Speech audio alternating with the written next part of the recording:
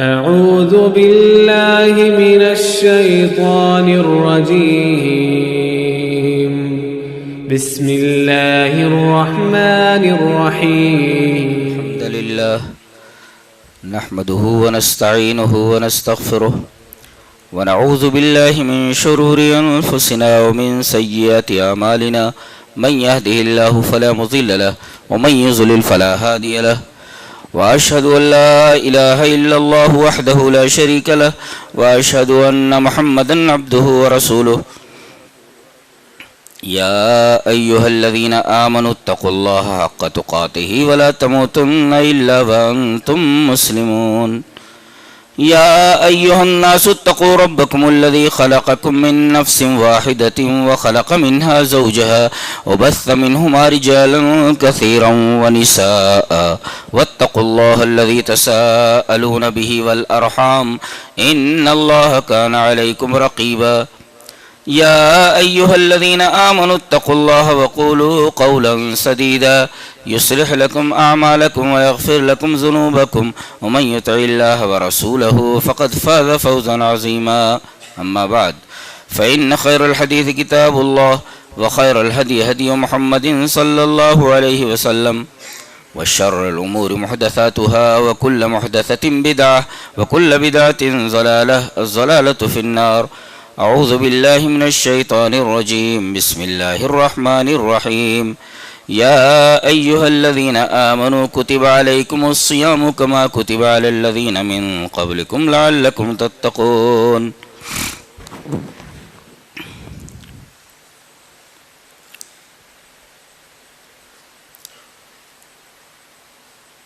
رمضان کا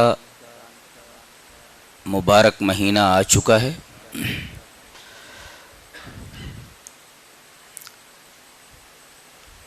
اور یہ زندہ لوگوں کے لیے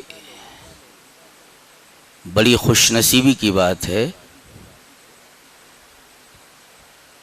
کہ انہیں یہ مبارک مہینہ نصیب ہو رہا ہے۔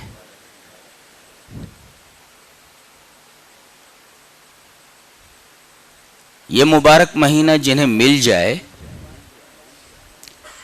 انہیں اس مہینے کو کس طرح برتنا چاہیے، کس طرح گزارنا چاہیے، میں چند بنیادی چیزوں پر روشنی ڈالنے کی کوشش کروں گا۔ سب سے پہلی بات تو یہ ہے کہ یہ مہینہ تقوی کا مہینہ ہے کہ آدمی متقی بن جائے، اور روزوں کا یہی مقصد بھی بیان کیا گیا ہے تاکہ تم متقی ہو جاؤ۔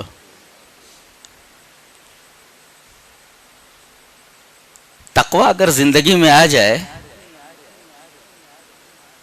تو اس کا فائدہ کیا ہے وہ سمجھ لیتے ہیں۔ حدیث دیکھیں، حدیث اس طرح وعن ابی ذر الغفاری رضی اللہ تعالی عنہ قال قال لی رسول اللہ صلی اللہ علیہ وسلم اتق اللہ حیثما کنت واتبع السیئۃ الحسنۃ تمحها وخالق الناس بخلق حسن رواہ الترمذی فی ابواب البر والصلہ۔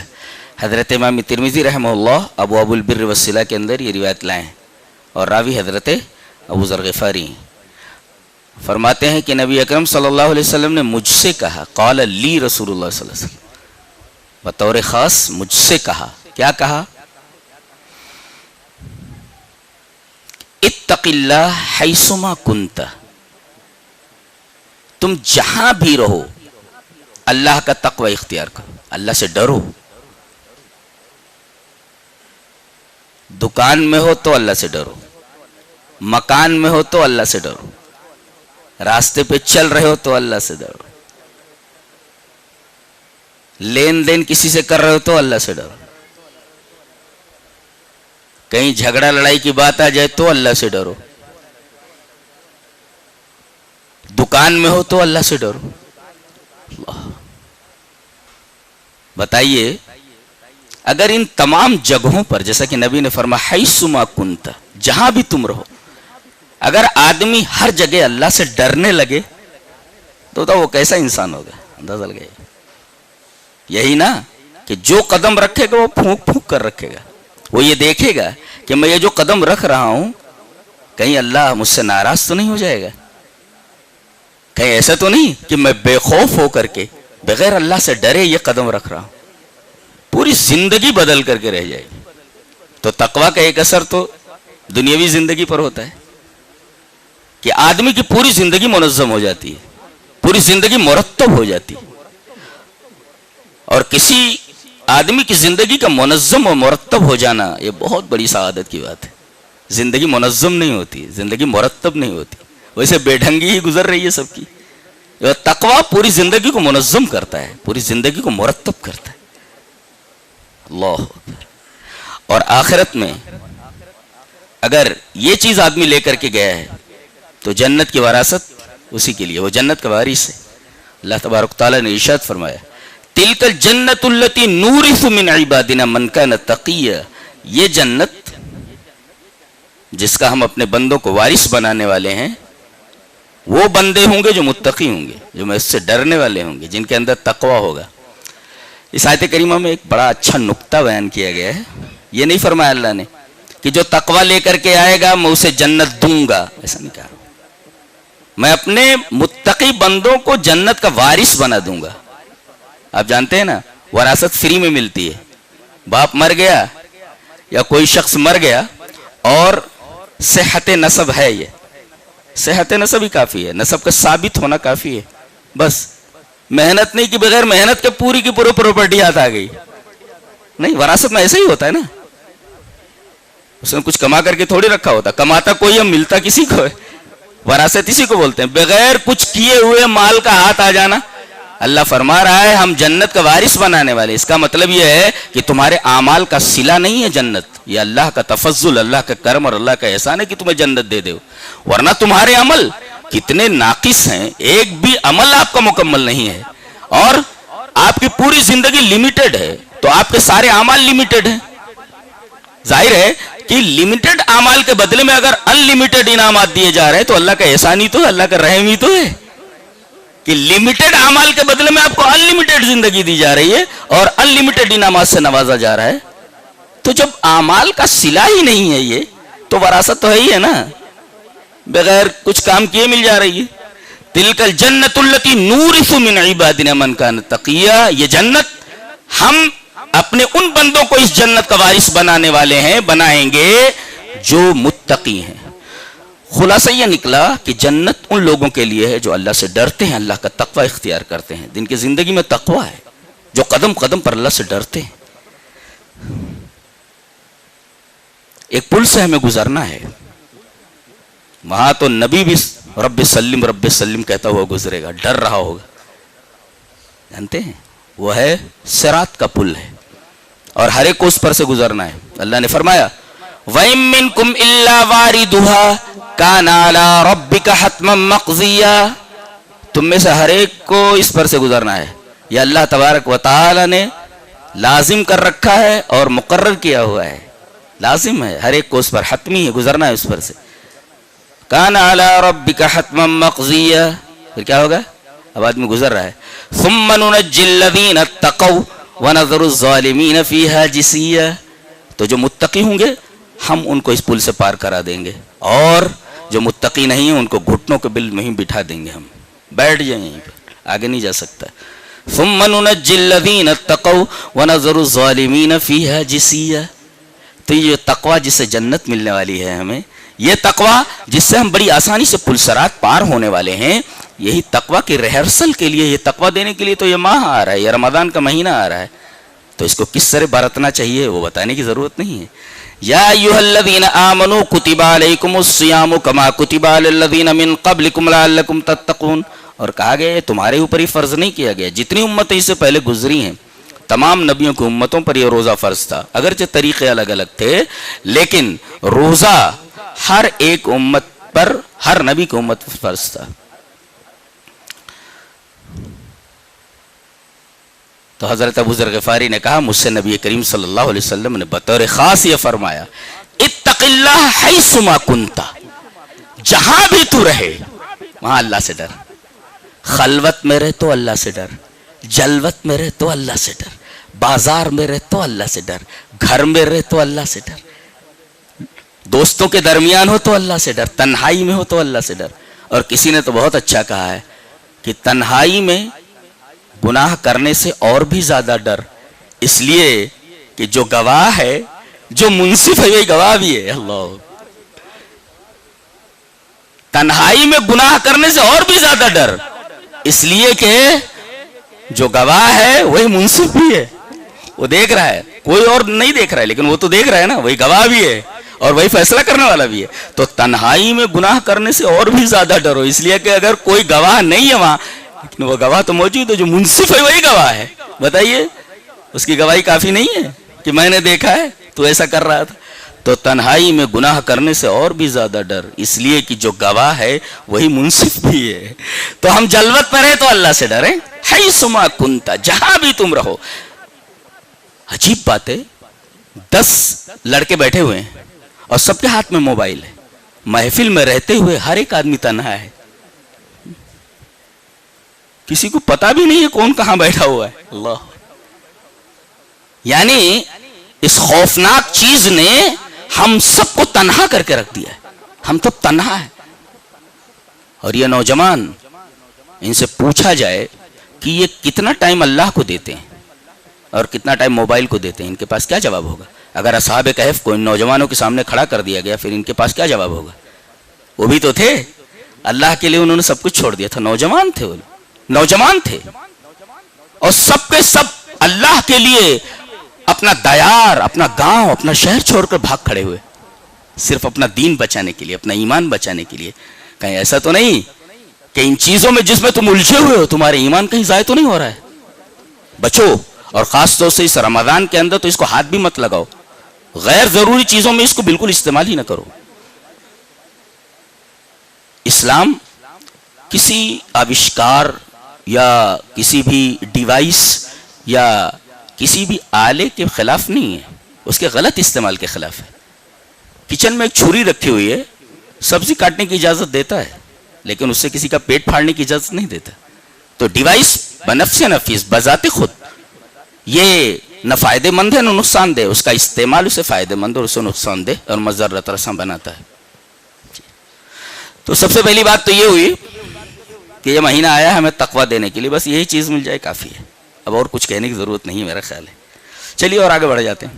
شہر رمضان الذی انزل فیہ القرآن، اس آیت کریمہ کے بعد یہ آیت آ رہی ہے، شہر رمضان الذی انزل فیہ القرآن، یہ مہینہ جس کی وجہ سے یہ اتنا مبارک مہینہ ہے، یہ مبارک کس وجہ سے بنا؟ اس لیے کہ ایک مبارک کتاب اس میں نازل ہوئی ہے، جس جیسی مبارک اور بابرکت کتاب کائنات میں ہے ہی نہیں، اللہ، قرآن حکیم ہے۔ بھئی 12 مہینے ہیں، 11 مہینے کو یہ فضیلت حاصل نہیں، 11 مہینوں کو یہ فضیلت حاصل نہیں، اسی کو یہ فضیلت کیوں حاصل ہوئی؟ بتایا گیا اس لیے کہ اس میں ایک مبارک کتاب نازل ہوئی۔ وَهَذَا كِتَابٌ أَنزَلْنَاهُ مُبَارَكٌ، یہ جو کتاب ہم نے نازل کی ہے نا، یہ بڑی مبارک کتاب ہے۔ اور ظاہر ہے کہ جب قرآن حکیم کے بارے میں قرآن خود بولتا ہے کہ یہ مبارک کتاب ہے، تو جب یہ نازل ہو رہی ہے مہینے میں تو اس مہینے کو مبارک بنانے ہی والی، اس لیے کہ برکت والی چیز جہاں جاتی ہے برکت لے کر کے جاتی ہے۔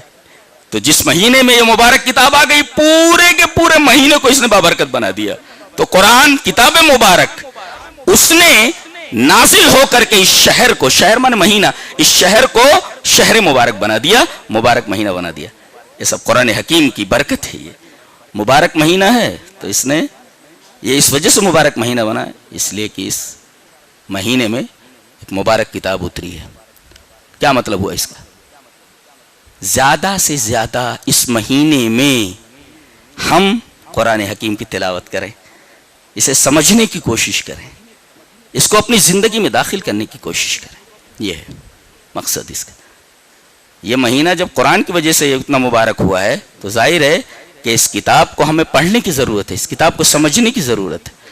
اور جب یہ کتاب مبارک ہے، مہینے کو مبارک بنا سکتی ہے، تو جو لوگ اس کو پکڑ لیں وہ خود بابرکت ہو جائیں گے۔ برکت ہم کہاں ڈھونڈ رہے ہیں؟ برکت تو یہاں ہے نا، قرآن کے پاس ہے برکت۔ قرآن کو پکڑ لو، برکت خود بخود گھر میں آ جاتی۔ برکت حاصل کرنے کے لیے کیا کیا نہیں کرتے، اور یہ پورا مہینہ برکت ہو جاتا۔ بابرکت ہو جاتا ہے. یہاں تک کہ آدمی سحری کا کھانا کھاتا ہے, سحری کھاتا ہے, وہ بھی برکت ہی ہے. چلیے وہ حدیث پڑھ لیتے ہیں. حدیث اس طرح, وعن انس رضی اللہ تعالی عنہ قال قال رسول اللہ صلی اللہ علیہ وسلم تسحروا فإن فی السحور برکۃ رواہ مسلم فی کتاب الصیام. حضرت امام مسلم رحمہ اللہ اس حدیث کو کتاب الصیام میں لائے ہیں, اور راوی حضرت انس بن مالک ہے. وہ فرماتے ہیں کہ نبی اکرم صلی اللہ علیہ وسلم نے ارشاد فرمایا سحری کھا لیا کرو, اس لیے کہ سحری میں برکت ہے. آدمی کی کھانا کھا رہا ہے, اللہ تبارک تعالیٰ نے اس کھانے میں برکت رکھ دی ہے. بتائیے اب, آدمی کھانا کھا رہا ہے, قرآن حکیم نے اس مہینے کو اتنا مبارک بنا دیا ہے کہ آدمی اس میں کھانا کھا رہا ہے جس کو ہم سحری کہتے ہیں. اللہ تبارک و تعالیٰ نے سحر کے اس کھانے کے اندر برکت رکھ دی ہے, تو سحری کھا لیا کرو اس لیے کہ سحری کھانے میں برکت ہے. فإن فی السحور برکۃ. اچھا تو برکت ہم چاہتے ہیں تو سحری کھا لیا کریں, برکت ملنے والی ہے. اور ایک لفظ اور استعمال کرتے ہیں, خیر و برکت. تو برکت تو ملنے والی ہے آپ کو, سحری کھا رہے ہیں برکت حاصل ہو رہی. خیر کہاں ہے؟ افطار میں ہے اور جلدی کرنے میں. چلیے وہ حدیث پڑھ لیتے ہیں. حدیث اس طرح, وان سہل بن سعد رضی اللہ تعالی عنہ ان رسول اللہ صلی اللہ علیہ وسلم قال لا يزال الناس بخير ما عجل الفطر رواہ البخاری فی کتاب الصوم. حضرت امام بخاری رحمہ اللہ اس حدیث کو ایسے کتاب الصوم میں لائے. راوی حضرت سہل بن سعد ہیں. حضرت سہل بن سعد فرماتے ہیں کہ نبی اکرم صلی اللہ علیہ وسلم نے ارشاد فرمایا کہ امت لوگ ہمیشہ خیریت میں رہیں گے, ہمیشہ خیر کے ساتھ رہیں گے. دیکھو خیر برکت ہے, اب خیر دیکھو, لا یزال الناس بخیر, سارے لوگ خیر میں رہیں گے, ان کو خیر ملتا رہے گا. کب؟ ما عجل الفطر, جب تک افطار میں جلدی کرتے رہیں گے. افطار کا جلدی کرنا یہ مسنون ہے, اور جلدی کرنے کا یہ مطلب نہیں ہے کہ دن ابھی باقی ہو اور آپ کھاتے بیٹھ جائیں. دن غروب ہو جائے تو اب دیر نہیں کرنا ہے. معلوم ہو گیا کہ اب دن غروب ہو چکا ہے, تو طلوع آفتاب سے لے کر کے رسائر سے لے کر کے غروب آفتاب تک ایک جو وقفہ ہے, جو دورانیہ ہے, یہی ہمارے روزے کا پیریڈ ہے, یہ وقفہ ہے. اب جیسے ہی سورج غروب ہو آپ کو فوراً افطار کر لینا چاہیے. آپ نے کبھی غور کیا کہ افطار میں جلدی کرنے کے لیے جو کہا گیا ہے, اور یہ کہا گیا کہ افطار میں جلدی کریں گے تو خیریت سے رہو گے, کیا فلسفہ ہے اس میں؟ کبھی غور کیا آپ نے؟ ارے بھائی 2-4 منٹ 10 منٹ کے بعد اگر کھا لیتے ہیں تو کیا حرج ہے؟ اور زیادہ ثواب ملنا چاہیے نا. جتنی زیادہ دیر ہوگی اتنی زیادہ ہم روزے میں رہیں گے, اتنا زیادہ ہمیں ثواب ملنا چاہیے. اور یہاں الٹا کہا جا رہا ہے, دیر کرو گے تو خیریت نہیں ہے, جلدی کرو گے تو خیریت ہے. غور کیا آپ نے کبھی؟ ایسا کیوں ہے؟ ایسا اس وجہ سے ہے کہ ہم سورہ فاتحہ میں کہتے ہیں کہ اللہ ہمیں منعم علیہم کا راستہ چاہیے. منعم علیہم کون ہے؟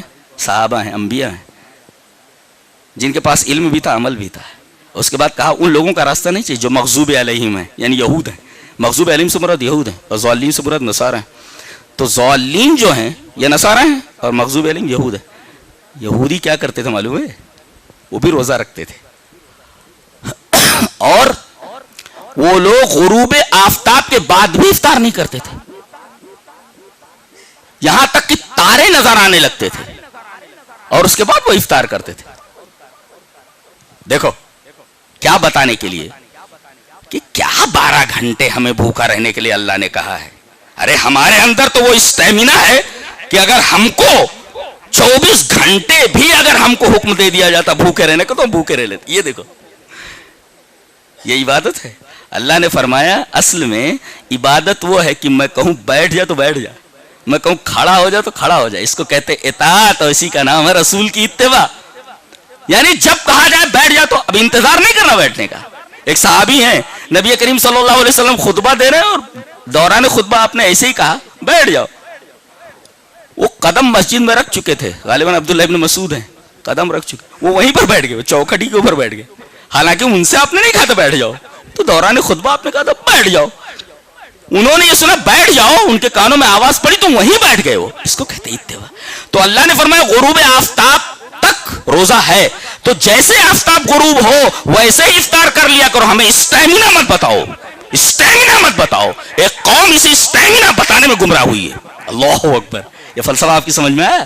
پتہ ہے خیریت اسی میں ہے کہ ما اجل الفطر, جب تک افطار میں جلدی کرتے رہو گے. یہ مت بتاؤ اللہ کو, اسٹیمنا مت بتاؤ کہ ہم 24 گھنٹے بھی بھوکے رہ سکتے ہیں.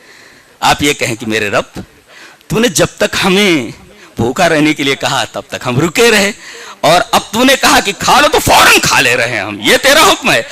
جب تک کہا بھوکے رہو تب تک بھوکے رہے، اور اب کہہ رہا ہے کھا لو تو فوراً ہم کھا رہے ہیں، ہم دیر نہیں کر رہے، ہمیں اسٹیمنا نہیں بتانی ہے، ہمیں اپنی طاقت اپنا پاور نہیں بتانا ہے کہ ہم 24 گھنٹے بھی بھوکے رہ سکتے ہیں۔ یہ یہودیوں کا عمل ہے، اور یہودی اسی میں خیریت سے دو چار نہیں ہوئے، خیریت سے باہر نکل گئے۔ لا یزال الناس بخیر ما عجل الفطرہ، لوگ خیریت سے رہیں گے جب تک افطار میں جلدی کرتے رہیں گے۔ تو افطار میں جلدی کری، خیریت آ جاتی، خیر آ جاتا، سحری کھائیے برکت آ جاتی، تو خیر و برکت دونوں۔ رمضان کے روزے رکھیے، تقوی آ گیا۔ اچھا،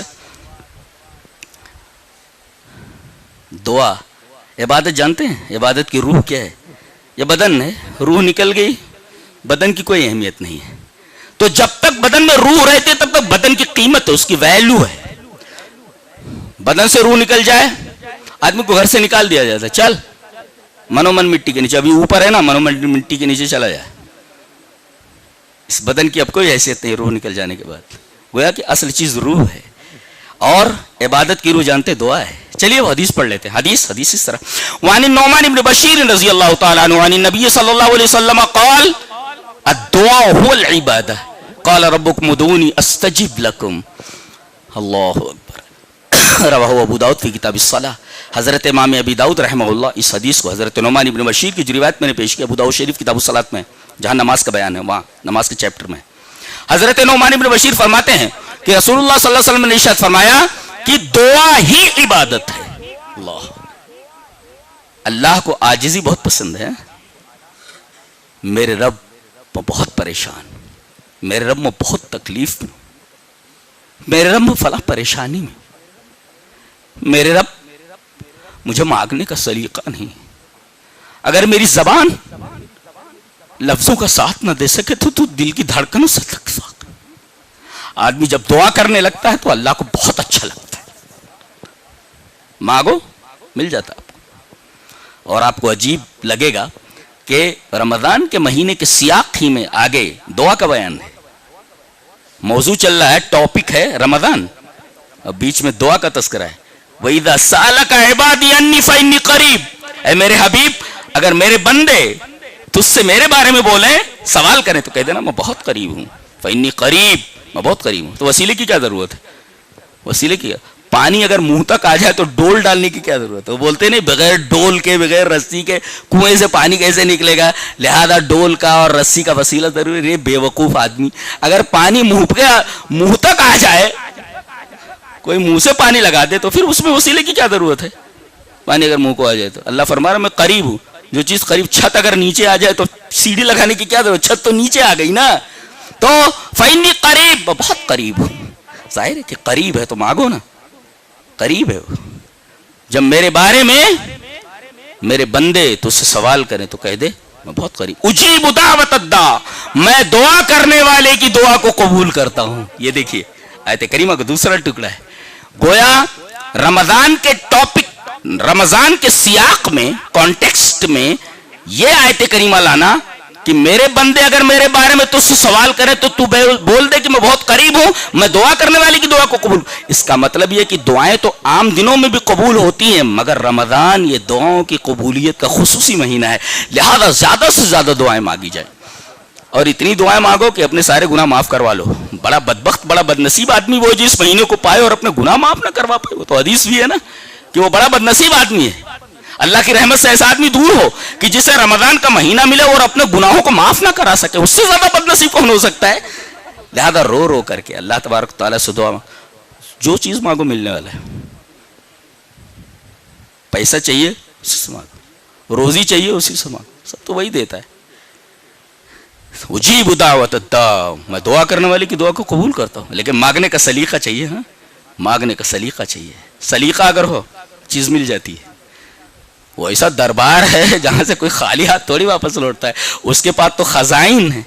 جی اللہ فرماتا ہے میرے پاس خزائن، خزینہ نہیں، ایک خزانہ نہیں، خزائن پلیورل ہے، ایک خزانہ نہیں، میرے پاس خزائن ہے، اور میں سب کو دے دوں تو ذرہ برابر میرے خزانے میں کمی ہونے والی نہیں ہے۔ اللہ، تو اس سے مانگو جس کے پاس خزائن ہے، اور دے دے۔ اور ہم کسی سے مانگیں ایک دو دفعہ دے دے گا وہ، تیسری مرتبہ کہے گا کائے کو ٹینشن دے رہا ہے بھائی, کائے کو پریشان کر رہا ہے, جانا یار.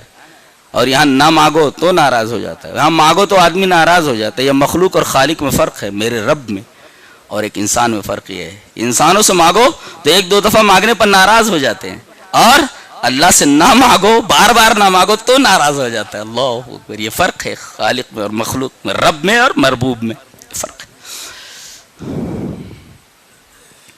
اور کیا کرنا ہے آپ کو؟ حرام کام سے بچنا ہے, خاص طور سے حرام روزی سے. اس لیے کہ عجیب بات ہے کہ رمضان کا بیان چل رہا ہے, یا ایھا الذین آمنوا کتب علیکم الصیام, رکوع یہیں سے شروع ہوتا ہے, اور رمضان کا بیان فضائل اور مسائل یہاں سے شروع ہو رہے ہیں. کوئی بیمار ہو تو روزہ کیسے رکھے, کوئی روزہ رکھ ہی نہ پائے, روزہ رکھنے کی طاقت ہی نہ ہو, شیخ فانی ہو, ایسا بوڑھا ہو چکا ہو کہ روزہ رکھنے کی طاقت, اس کا مسئلہ کیا ہے بیان کیا گیا. تو فضائل بیان کیے گئے, مسائل بیان کیے گئے, بیچ میں دعا کا تذکرہ ہے, اور اس کے بعد اعتکاف کا بیان ہے. وانتم عاکفون فی المساجد. اللہ, ایک ہے روزہ رکھنا, اللہ اکبر, کیا کیا چیزیں ہیں اس رمضان. قرآن سے وابستہ ہونا ہے, روزہ رکھنا ہے, دعا کرنا ہے, سحری کھانا ہے, افطار میں جلدی کرنا, کتنی چیزیں لے لو گے اللہ سے, اللہ تو سب دے رہا ہے نا, سب لے لو نا. اس کے بعد کہہ رہا ہے کہ مسجد میں تو برابر آتے ہی ہو, تو ایسا کرو 10 دن کے لیے خاص میرے ہو جاؤ نا. اللہ, میرے ہو جاؤ, خالی چھوڑ دو گھر بار کو, میرے پاس آ جاؤ. اللہ. اور اعتکاف صرف مسجد میں ہوتا ہے, گھر میں نہیں ہوتا. عورتوں کا بھی اعتکاف مسجد ہی میں ہوتا ہے. عورتیں بھی اگر انتظام ہے مسجد میں تو مسجد ہی میں کریں الگ سے, جہاں کوئی فتنہ نہ ہو سکے. غیر مسجد میں, گھروں میں اعتکاف نہیں ہوتا. وانتم عاکفون فی المساجد, مسجد ہی میں اعتکاف ہوتا ہے. تو اللہ فرما رہا ہے ویسے تو نیکیاں کما ہی رہے ہو, میرے گھر میں آ رہے ہو, مجھ سے قریب ہو, تو ایسا کرو نا اور قریب آ جاؤ, قریب آ جاؤ مجھ سے, گھر ہی چھوڑ دو نا, میرے ہو کر کے رہ جاؤ. اللہ اکبر, اتنی بڑی بات ہے. اللہ بلا رہا ہے مجھ سے قریب ہو جاؤ. مجھ سے کوئی ایسا کرتا ہے کیا؟ خالق ایسا کر سکتا, جو اپنے بندوں سے بہت زیادہ محبت کرتا, وہی ایسا بول سکتا, وہی ایسا کر سکتا. میرے ہو جاؤ, آ جاؤ نا. وانتم عاکفون فی المساجد, مسجد میں ہی میں آ جاؤ. آتے ہو چلے جاتے ہو تو آ جاؤ نا, جانے کی ضرورت کیا ہے, میرے ہو جاؤ. 10 دن تک کم سے کم میرے ہو جاؤ, جو مانگو دیتا ہوں نا. وانتم عاکفون فی المساجد, مساجد میں اعتکاف رمضان کے کانٹیکسٹ میں بیان ہے. اور آخر میں جہاں یہ بیان ختم ہو رہا ہے, بہت خطرناک بات کہی گئی ہے, سارے روزوں پر پانی پھر جائے گا اگر حلال حرام کی تمیز نہیں کی تو. وَلَا تَأْكُلُوا أَمْوَالَكُمْ بَيْنَكُمْ بِالْبَاطِلِ, اسی آیت کے اوپر ختم ہو جا رہا ہے رمضان کا بیان, اور اس کو آخر میں لایا گیا تاکہ آدمی جب پڑھنے لگے رمضان کے بیان کو تو یہاں ٹھٹک جائے کہ کہیں ایسا تو نہیں. ابے آپ دوائی کھا رہے ہیں لیکن کوئی ایسی چیز استعمال کر رہے ہیں جو دوا کے اثر کو زائل کر دے, تو بیوقوفی ہی تو ہے. بعض چیزیں ہوتی ہیں, آدمی دوا لیتا رہتا ہے لیکن کوئی ایسی چیز کھا لیتا ہے جو دوا کے اثر کو باطل کر دیتا ہے. دوا اثر نہیں کرتی ہے. تو بتایا گیا کہ یہ سب دوائیں ہیں لیکن یہ دوا کے اثر کو زائل کر دیتی ہے, لہٰذا اس سے بچتے رہنا ہے.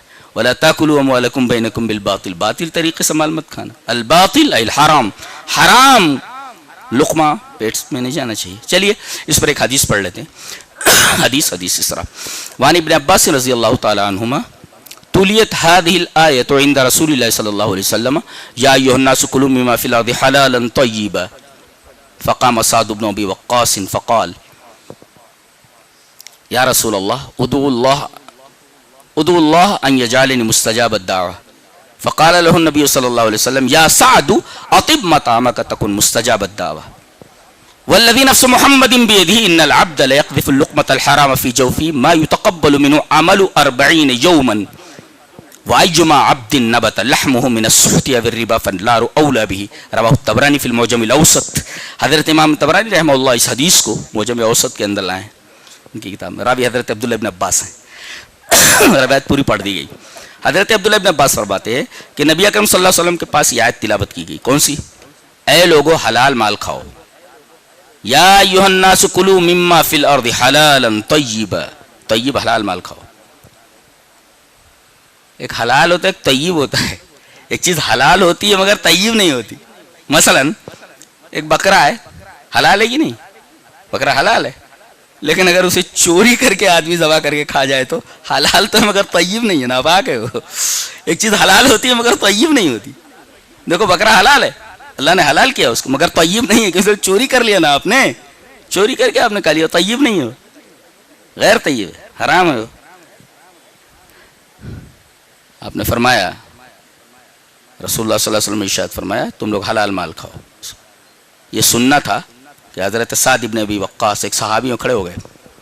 اور عجیب بات ہے، جانتے ہیں یہ صحابی کون ہے؟ مستجاب الدعوات، جو دعا کرتے تھے اللہ قبول کر لیتا تھا. ان کی کوئی دعا بارگاہ الہی سے جو ہے ریجیکٹڈ نہیں ہوتی تھی. مستجاب الدعوات کھڑے ہوئے. فقام سعد ابن ابی وقاص فقال یا رسول اللہ، حضرت سعد ابن ابی وقاص کھڑے ہو کہا اللہ کے رسول ایک ریکویسٹ ہے. کہا بولو. کہا کہ ادعو اللہ یجعلنی مستجاب الدعوہ، آپ اللہ سے میرے لیے دعا کر دیں کہ میں مستجاب الدعوات ہو جاؤں. مستجاب الدعوات کا مطلب جو دعا کروں قبول ہو جائے. اللہ کے رسول نے کہا میرے کہنے سے نہیں ہوگا، ایک کام تمہیں کرنا ہوگا. وہ لوگ باباؤں کے پاس جاتے ہیں نا، یہ تعویذ لے لو، ہوتا ہے. ارے بھائی گھر میں سب پڑھو نا بھائی، ساری چیزیں تو ہیں قرآن میں. کہاں جا رہا بابا کیا کرے گا، وہ تو خود موچا دے بیچارہ، بابا کیا دے گا تمہیں.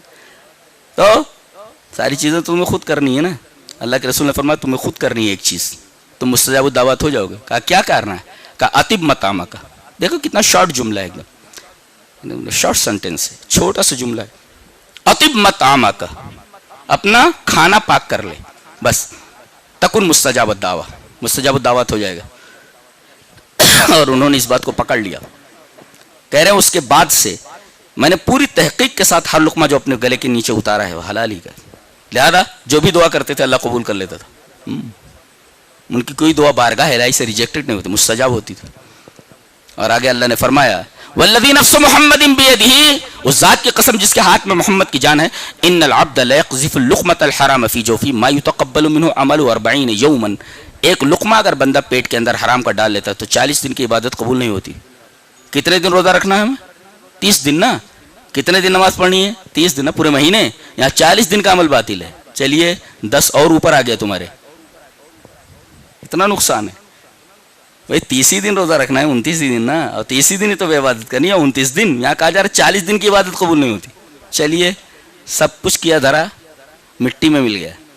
تو اور آگے فرمایا وَأَيُّمَا عَبْدٍ نَبَتَ لَحْمُهُ مِنَ السُّحْتِ أَوِ الرِّبَا فَاللَّهُ أَوْلَىٰ بِهِ.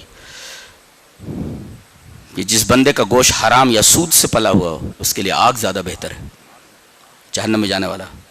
تو آخر میں اس آیت کریمہ کو لایا گیا تاکہ آدمی ٹھٹک کر سوچے کہ یہاں سے تو فضائل مسائل دیکھ لیے، اب ریئیکشن اس کا، اگر کوئی دوا اس کے اوپر ریئیکٹ کر جائے تو اس دوا کے اوپر اثر باطل کرتے، بولا یہ ہے یہ خطرناک چیز ہے. لہذا ہمیں حلال حرام کی تمیز کرنی، دعاؤں کی پابندی کرنی ہے، اور قرآن سے وابستہ ہو جانا ہے. اور قرآن سے وابستگی کا ایک طریقہ ہے اور بھی ہے، جسے امام بخاری رحمۃ اللہ علیہ اس حدیث کو کتاب الایمان میں لائے ہیں، اور حضرت ابو ہریرہ رضی اللہ تعالیٰ عنہ سے روایت کے راوی ہیں.